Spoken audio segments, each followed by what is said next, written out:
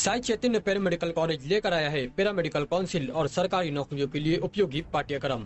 EMLT, radiology technician, health sanitary inspector में admission जारी है। हमारा पता याद रखें, Sai Chaitanya paramedical college, ruby city scan के ऊपर, मोची कॉर्नर।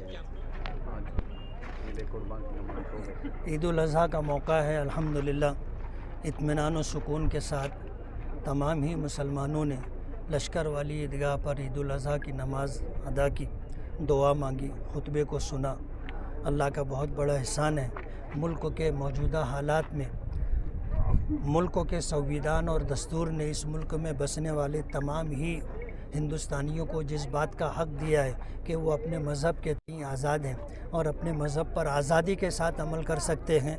इस दस्तूर के बनाने वाले डॉक्टर बाबा साहब अम्बेडकर और उनकी क़यादत में जो मुल्क के 250 अकाबिरीन तमाम ही शोबेजात के थे, उन्होंने जो संविधान इस मुल्क के लिए दिया है वो इस मुल्क के लोगों के लिए बड़ी राहत का सबब है।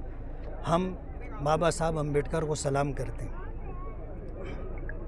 हर बात को जिहाद से जोड़ना, इस बारे में मुल्क में कुछ लोग ऐसे हैं जो अक़लियतों में, माइनॉरिटीज़ में मुसलमानों को ख़ास तौर पर टारगेट करते हैं और वो ऐसा समझते हैं कि हम उनके दुश्मन हैं और दुश्मन समझ के ही वो हमारे साथ व्यवहार करते हैं। हम उनको बताना चाहते हैं कि वो हमारे भाई हैं, हम उनके भाई।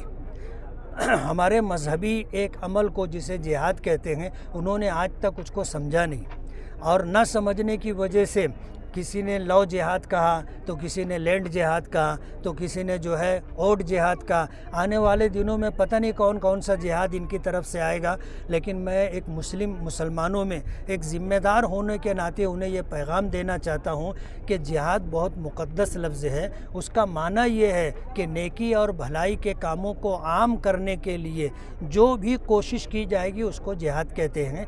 अपनी जान की, अपने मज़हब की, अपनी शरीयत की, अपनी इज़्ज़त व आबरू की, अपने माल की हिफाजत करना, ये भी जिहाद है।